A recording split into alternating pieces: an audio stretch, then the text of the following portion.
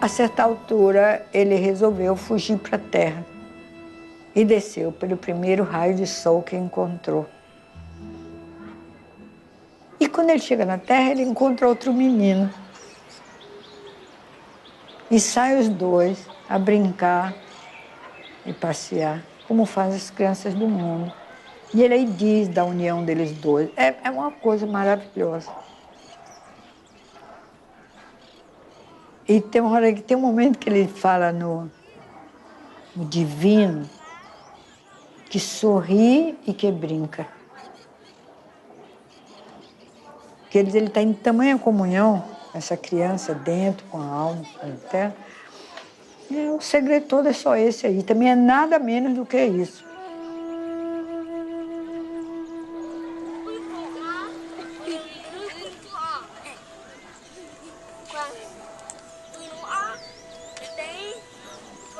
É algo que liberta.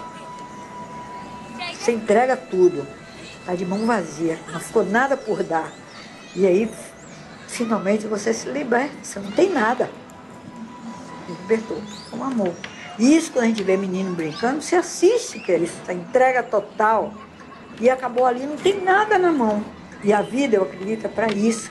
Não é para outra coisa. Não tem nenhuma outra finalidade, a não ser buscar a felicidade. Buscar isso, viver isso que a gente falou aqui agora. A liberdade, a alegria. Onde é que a gente vê a alegria verdadeira? A não ser entre os meninos. Não é que não está dependente de nada. Acontece como a graça divina. Eu acho que é por aí.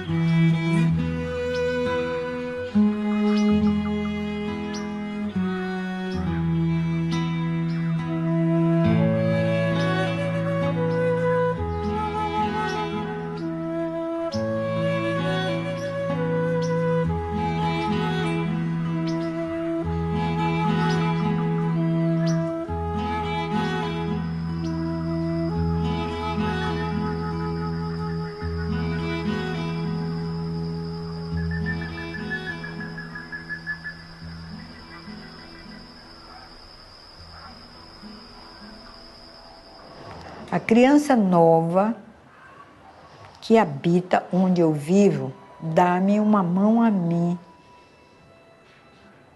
e a outra a tudo que existe.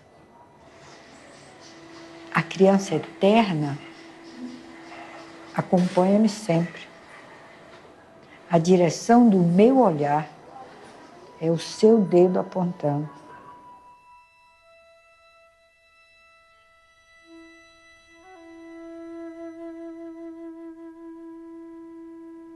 Tem um momento no poema que ele diz: ao anoitecer, brincamos as 5 pedrinhas no degrau da porta de casa, graves como convém a um Deus e a um poeta. E como se cada pedra fosse todo um universo e fosse por isso um grande perigo para ela deixá-la cair no chão. Eu ainda não encontrei nada que correspondesse melhor ao que é o fenômeno brinquedo, o fenômeno brincar.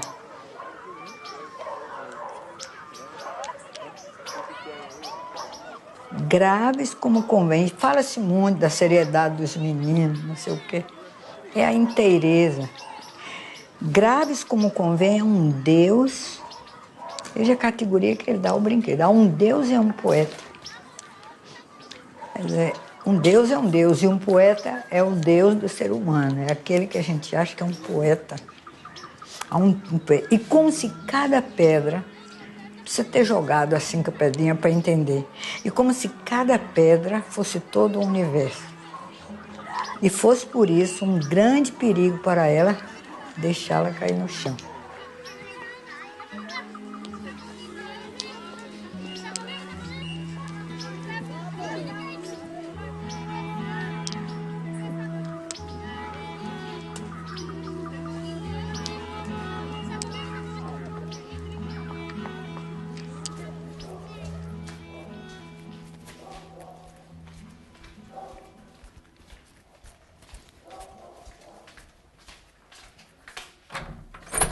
Esse é o macaquinho de Minas Gerais. Esse aqui, acho que é esse.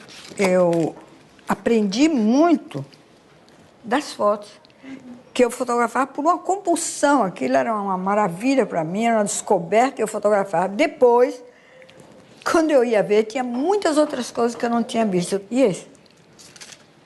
Também inventado na hora. 1, 2, 3, 4, 5, 6, 7, 8, 9. Ponta do pé. E aqui.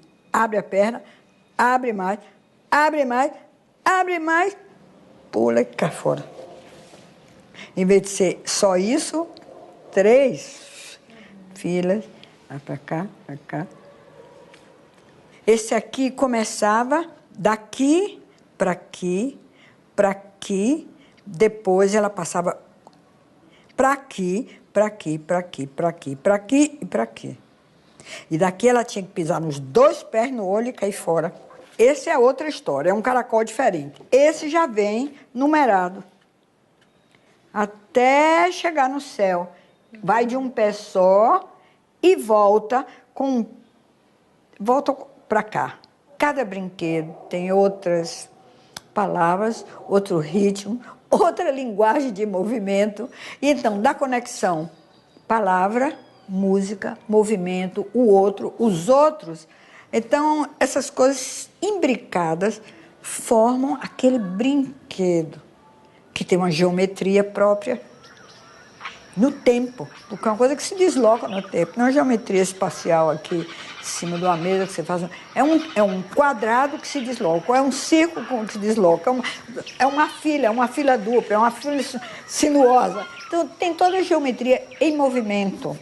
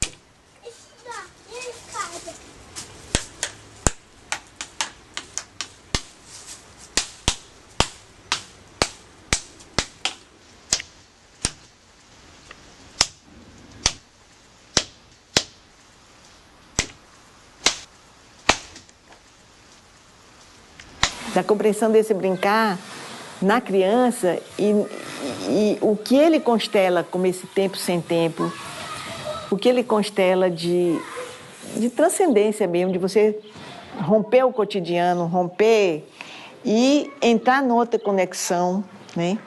Eu vejo assim que a gente procura como adulto isso depois. Se a criança faz isso de uma forma ainda inconsciente, né? Pelo estado de consciência dela, a gente tem que conquistar isso como adulto. E tenho, para mim, a certeza, para mim, que a gente só vai entender criança, o ser humano, se a gente olhar menino. Aí se desdobra as dimensões do ser humano ainda novo. E então, tudo que a gente tiver que fazer com eles depois disso, teria que respeitar as leis da cultura deles, da maneira de ser deles, que obedece a uma economia perfeita do sentir, do pensar e do querer. Ó luarinho, ó luar do firmamento, quem me dera estar agora onde está o meu pensamento. Por isso, ó dona Lídia, entra dentro desta roda, diga um verso bem bonito, diga adeus e vá-se embora. Tão bonito, para mim assim, o que mais me encanta os meninos é dizer o que pensam, né? E a criatividade que eles têm, eu fico vendo, inventando palavras, inventando adivinhas, inventando cantigo, inventando brincadeiras. É lindo tudo que eles fazem, porque eu acho que tem uma pureza de alma mesmo, essa bagunça que a gente vê no mundo, eles estão fora disso. Então eles ainda estão vendo um outro universo, um outro mundo, que eu acho que é esse mundo do divino, que eles olham para o céu, veem uma meia-lua e dizem, nossa, é a unha de Deus, né? E eles perguntam coisas que parece que eles estão num outro mundo mais belo, mais divino, mais alegre, né? Do que esse que está no entorno da gente. E eu vejo assim que o brincar tem mais tesouro dentro do brincar do que a gente já chegou, sabe? Tem mais tesouro aí dentro, que eu acho que é pra gente, como pessoas que estão começando a se ligar com isso, ir buscando, tá entendendo? A essência que está dentro disso aí. É maior do que a gente chegou, não é só o brinquedo, não é só as canções infantis, é mais que isso.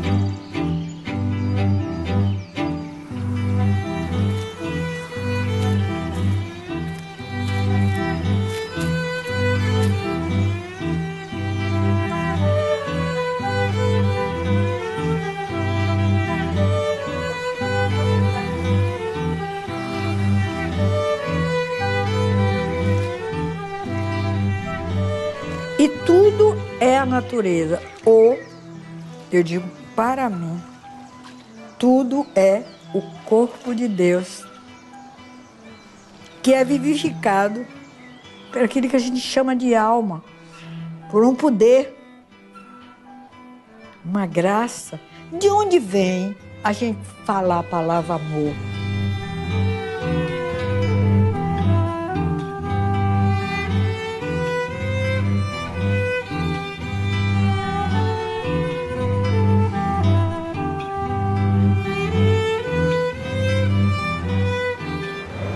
Foi dado, nos foi dado. Não é educação, nem familiar, nem da escola, nem da universidade, que dá isso. O ser humano tem isso, a criação tem isso. Para mim, eu sei que é da criança, Mas é da criança porque é da alma. Entendeu? A alma chegando mais em frente na história da evolução. É você, ser humano, né? Tá diante de uma criança. Esse ser que está defronte de você é um ser misterioso, é a vida no seu começo, né? Então, um grande respeito que a gente tem que ter diante dela, porque ela é um novo que chega, que você tem que ouvir, que você tem que permitir que possa ser revelado aquele ser que está ali se iniciando nesse planeta, né?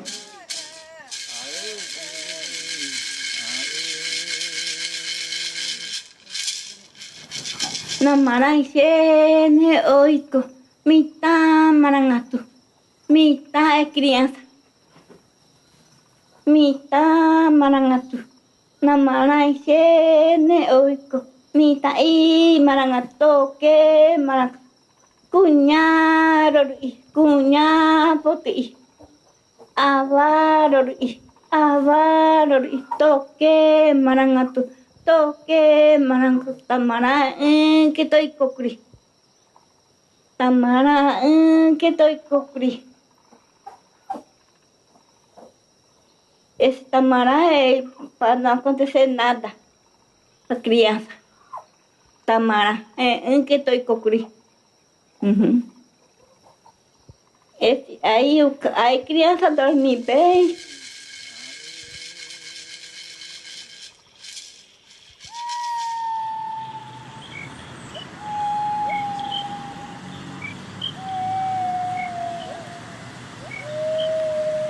Amigo besouro, patim já achei, farta madinha, onde vou acharei. Zum, é besouro, zum, zum, é besouro, zum, é besouro, zum, zum, zum, é besouro. Amigo besouro, padim já achei, farta madinha, onde vou acharei. Zum, é besouro, zum, zum, zum, é besouro, zum, é besouro, zum, zum, é besouro, zum, é besouro, zum, zum, zum, é besouro, zum, é besouro, é besouro.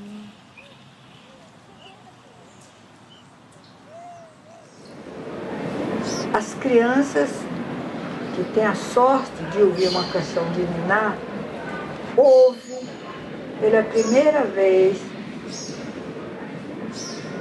a língua mãe, a língua da cultura onde ela nasceu, o lugar no mundo onde ela desceu. A importância que isso tem. Ela ouve aquelas palavras. Imagine, a primeira coisa que ela aprende, e as palavras carregam já um ritmo, que é o ritmo da música, daquela cultura. Eles trazem na música o cotidiano deles, né? E esse cotidiano, eu acho que é cheio de... Tem uma coisa ao mesmo tempo simples e, ao mesmo tempo que é simples, traduz também a relação deles com o mundo, a relação deles com a natureza, a relação deles com Deus, a relação deles com o belo. Trazendo alegria ao Reino de São João. E o Brasil é um país musical, um país, né, da dança, da música, da alegria.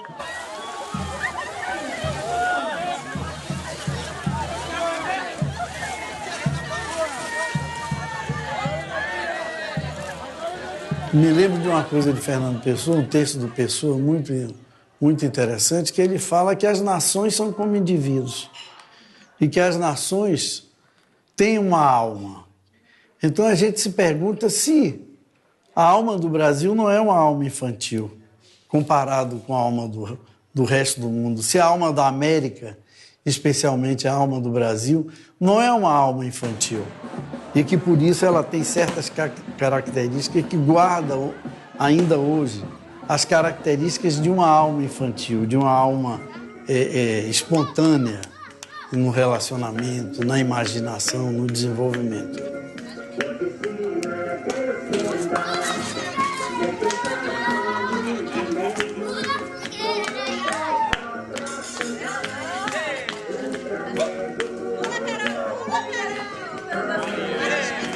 Da maneira de ser menina, criança, que nos melhores brasileiros se aflora de uma maneira muito espontânea e natural, que mesmo sendo adulto, tinha uma maneira de ser imprevisível, inesperada, encantadora, que era resquício de criança que vinha à frente.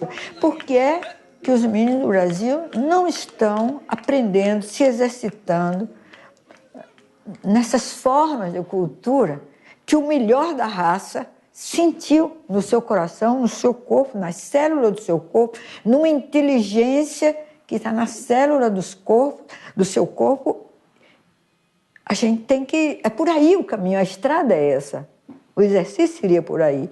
E não buscando uma pretensa educação mental, que é um equívoco, porque a mente é para organizar o sensível, o movimento, o físico. E como ele está fora, não está se dando conta do que ele tem dentro de sensível, é o vazio. A escola pra gente devia ter um espaço maior, devia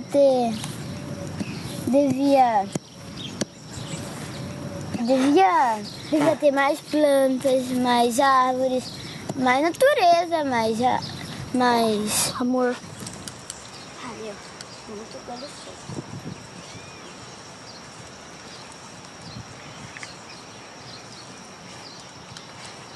Então o que é preciso, na escolaridade que ela tiver, não é dar-lhe aquelas técnicas que levavam a ser um bom soldado de profissão. O que é preciso é que ela adquira meios de expressão daquilo que é a sua própria criatividade. Digo, com exagero ou sem exagero, que toda a pessoa que nasce é poeta. Vem para fazer uma criação de alguma coisa que ainda não existe no mundo, em qualquer campo que seja, e se costuma pensar sobretudo no campo da poesia, pode-se aplicar ao campo de qualquer arte, ou de qualquer ciência, ou de qualquer outra espécie de atividade. É preciso que o poeta não seja preocupado nunca, não seja limitado nunca com as limitações, com as prisões que há quanto à inclusão de sua própria poesia. E, sobretudo, termos como ideal que aquele que nasceu poeta, disto, daquilo ou daquele outro, não se mostre como poeta no que deixou criado. Seja ele próprio o poema que vem da sua criatividade.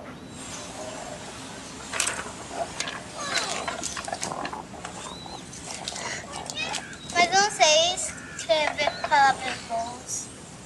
O que escreveram aí? Escreva amor, luz, amizade, vida, felicidade. Paz! Paz. Paz! Isso é uma pedrinha. Deixa eu escrever paz. Pode escrever. O grande trabalho de educação hoje, eu acho que para o momento, inclusive, que a gente está vivendo, de construção de um mundo que a gente está vendo que é uma civilização que está precisando ser renovada, porque eu acho que ela entrou num processo, né, que está finalizando uma forma de ser, né? E as crianças estão vindo com uma força muito grande para dizer a gente o que tem que ser. Cada criança tem seu melhor tesouro. Cada um tem seus pensamentos. E não pode mudar os pensamentos dos outros. Isso é ótimo. E também vou dizer que não se disse tudo. Falei tudo. Disse palavras-chave. Mas também tem outro tipo de tesouro. E tem 2 tipos de tesouro, ou 3, ou 4, ou 1000. Tem infinitos tipos de tesouro. E no final do tesouro brincar, você acaba ganhando outro tesouro. O tesouro amizade.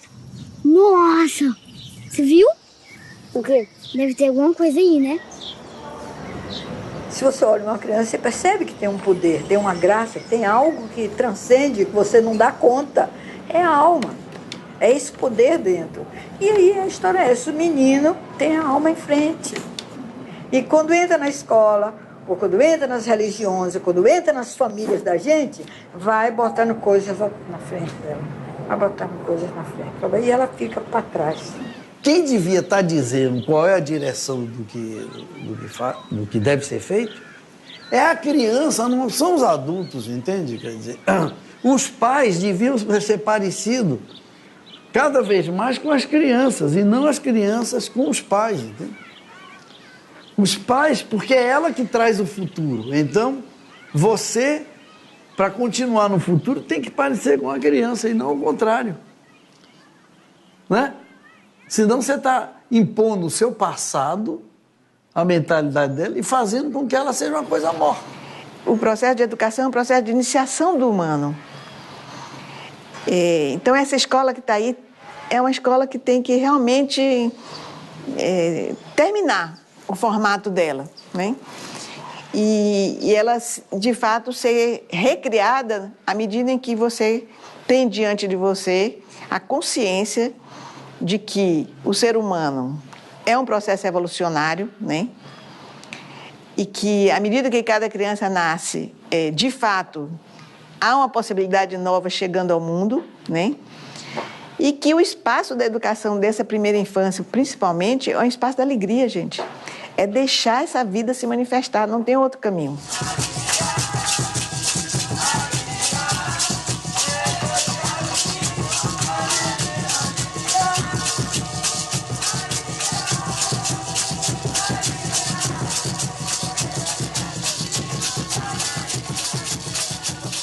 Os reisados e o samba de roda, maracatu, caboclinho, cacuriá, as coisas todas da cultura adulta que tem as dimensões. Então, até os 12 anos, ou até quando eles quiserem, brincarem os brinquedos da cultura da criança. E, muito naturalmente, isso se continua pelas manifestações populares. A nossa educação, a nossa pedagogia, a nossa escola está afastada completamente de nossas matrizes. Elas são... Aí se fala naquela colonização. No entanto, hoje, as nossas crianças são colonizadas por sistemas anglo-saxões. Sistemas ingleses, sistemas americanos, sistemas franceses, em lugar de se desenvolver uma história brasileira que criasse uma pedagogia de acordo com o Brasil.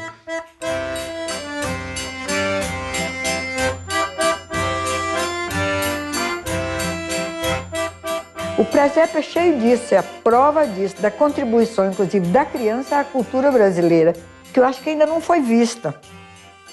Brincam uns com os outros, menino índio, menino branco, menino negro.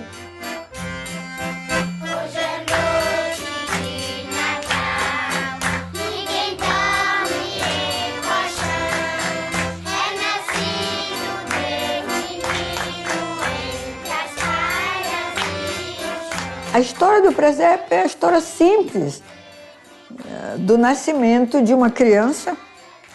Deve ter vindo muito cedo com os portugueses para o Brasil, e isso permeia o Brasil inteiro, a quantidade de bailes pastoris, principalmente no Nordeste, né? Eles armam uma lapinha,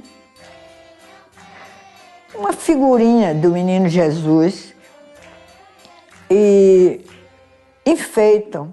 E aí um terno de pastorinhas e pastores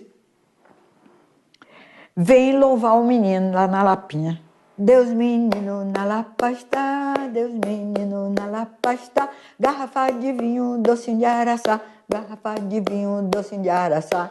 Você vai, eu também vou. Você vai, eu também vou. Você vai pra Lapinha, vai ver meu amor. Você vai pra Lapinha, vai ver meu amor.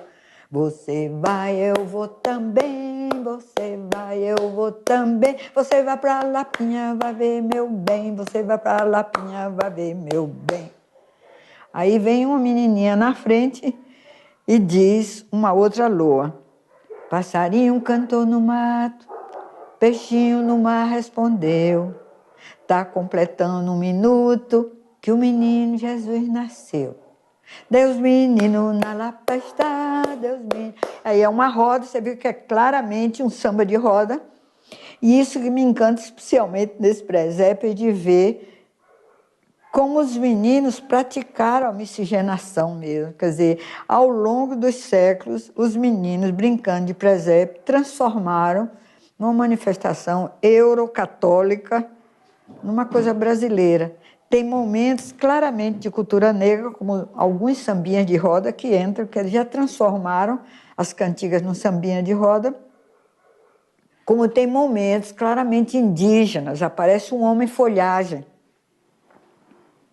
E esse que eu encontrei lá na zona rural do município de Serrinha, em 1968, 69, foi muito bonito de ver isso, então, e de confirmar que é mesmo a presença daquela criança viva ali, é que é o motivo da festa mesmo, sabe? A alegria, o que mantém aquilo junto e vivo é a esperança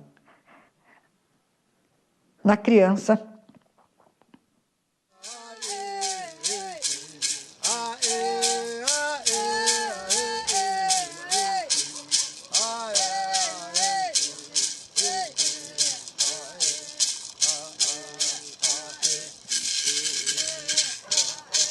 O cacique fala que tem que juntar o espírito dela, aí pega do neném e coloca assim na mãe. Parece que ele tira da gente e vai colocando no neném, do neném para a mãe e da mãe para o neném. Eu acho que, no meu sentimento, eu acho que o amor da mãe e o amor do neném passa para a mãe e para o pai, é para o neném também. E passa para o pai também.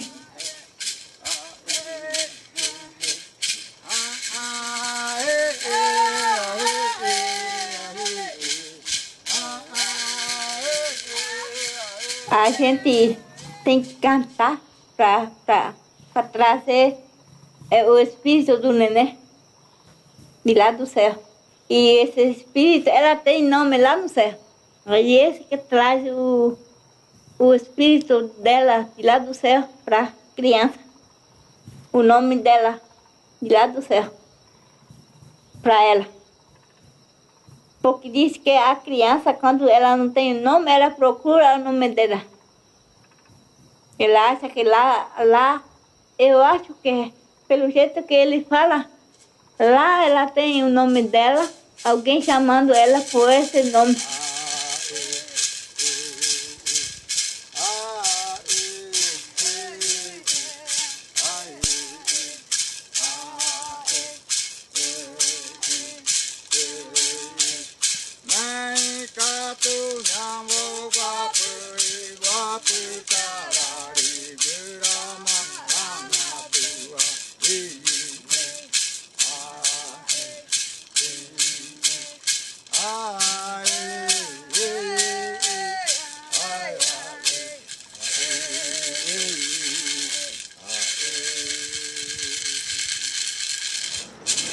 O poder espiritual do povo está nas rezas, onde eles cantam, botam na boca as expressões culturais que ele herdou.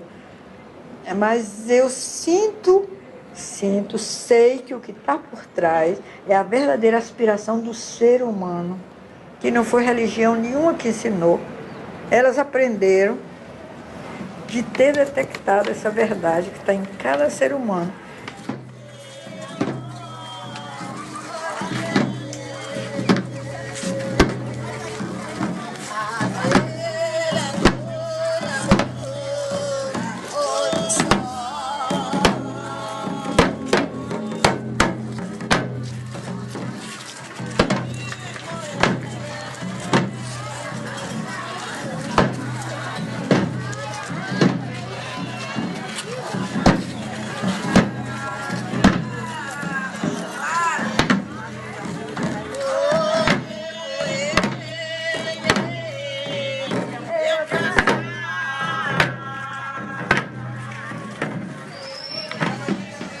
previa já na Idade Média portuguesa, é a criança alçada ao poder, ao verdadeiro poder. Esse é o sonho do menino imperador do mundo.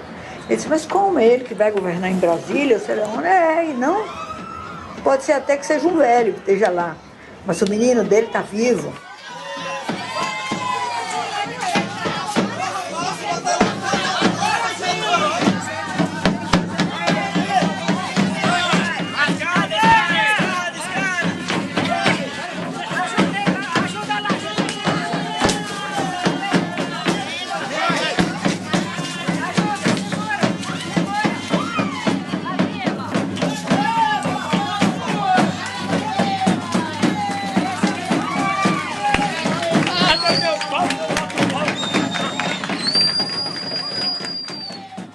Essa coroação do menino, eu acho que seria coroar o mundo dessa simplicidade, dessa espontaneidade, dessa alegria, dessa beleza que a gente vê nos meninos. E eu acho que o que a gente vê na criança que tem no divino é exatamente a pureza, né? A pureza, a coragem, né? Porque o menino, ele fala o que pensa, ele se expressa de uma maneira muito livre, muito espontânea.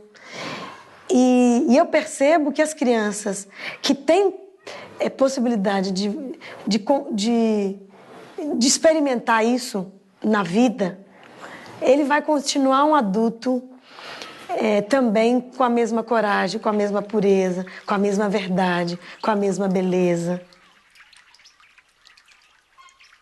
Pensando hoje, lembrando do professor Agostinho e do que teria sido, do que foi, o que é a crença dele no Espírito Santo, a mim me parece que ele identificava o Espírito Santo na criança. A fé, a confiança, o encantamento dele por menino, por criança.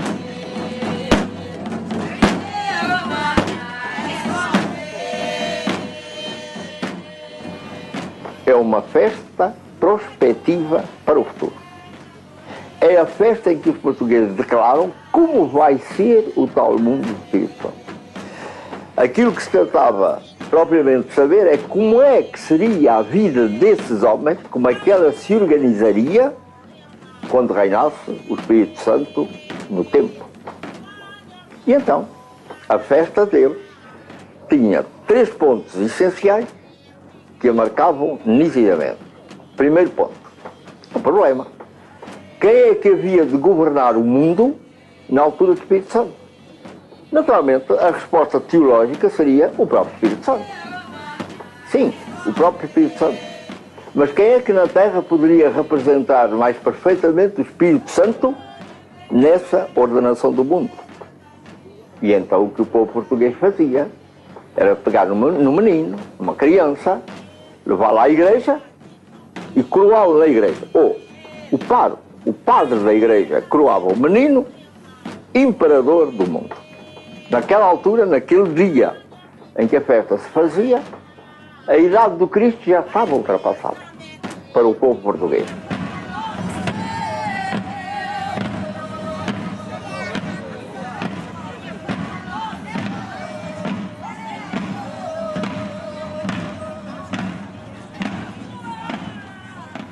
O que havia era a idade do Espírito Santo. E o menino vinha a ser o imperador do mundo. Naturalmente surge para nós uma pergunta. O que é que os portugueses, ou a Isabel de Aragão, viam no menino para ele ser o imperador do mundo na idade do Espírito Santo? Nós podíamos dizer a inocência do menino. Simplesmente hoje, com a psicologia da infância, a respeito de inocência dos meninos, essa ideia está um pouco desacreditada.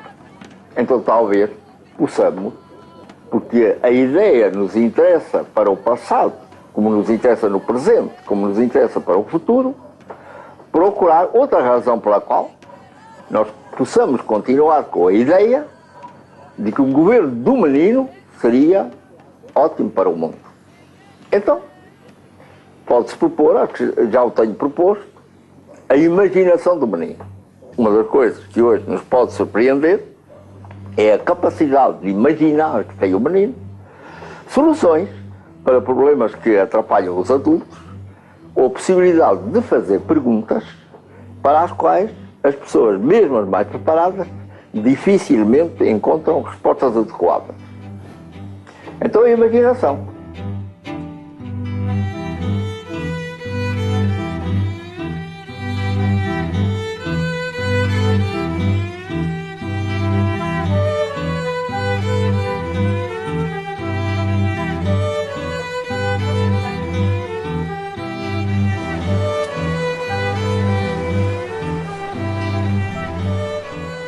E isso eu acho que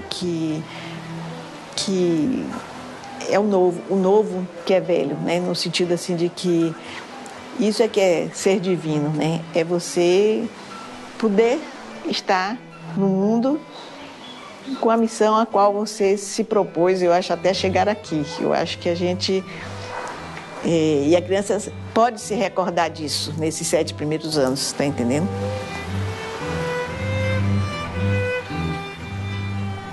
É uma marca forte do culto do divino, certo? Que trazia essa marca da liberdade, tanto que ele vai e liberta os presos, né? E distribui pão, distribui comida pela população.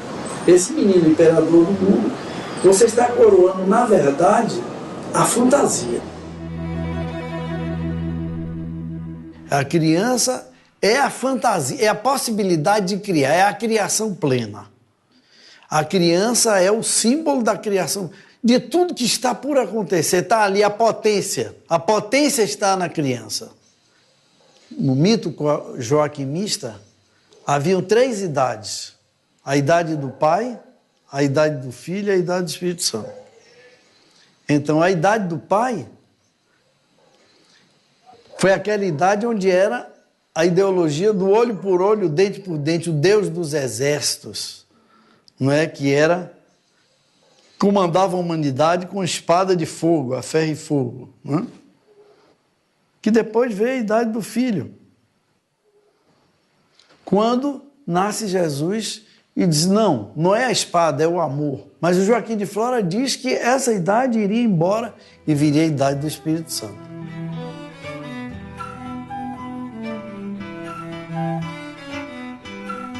Na hora que você invoca o Espírito Santo, que diz assim, vem creator Espírito, venha Espírito e crie. É a maior aventura, porque você não sabe o que é que ele vai criar.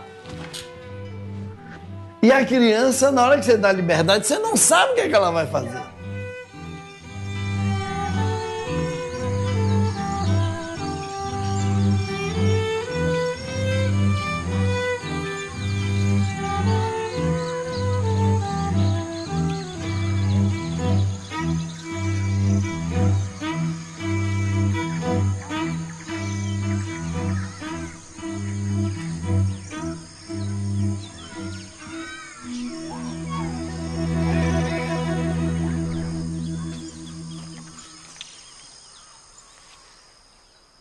No meio-dia de um fim de primavera, eu tive um sonho como uma fotografia. Eu vi Jesus Cristo descer à terra. Ele veio pela encosta de um monte, mas era outra vez menino, a correr e a rolar-se pela erva, a arrancar flores para deitar fora e a rir de modo a ouvir-se de longe. Ele tinha fugido do céu. Era nosso demais para fingir-se de segunda pessoa da Trindade. Um dia, que Deus estava dormindo e o Espírito Santo andava a voar, ele foi até a Caixa dos Milagres e roubou 3. Com o primeiro, ele fez com que ninguém soubesse que ele tinha fugido. Com o segundo, ele se criou eternamente humano e menino. E com o terceiro, ele criou um Cristo eternamente na cruz e deixou pregado na cruz que há no céu e serve de modelo às outras. Depois, ele fugiu para o sol e desceu pelo primeiro raio que apanhou. Hoje, ele vive na minha aldeia comigo. É uma criança bonita, de riso natural. Limpa o nariz com o braço direito, chapinha nas poças d'água, colhe as flores, gosta delas, esquece. Atira a pedra aos burros, colhe as frutas nos pomares e foge a chorar e a gritar dos cães. A mim, ele me ensinou tudo.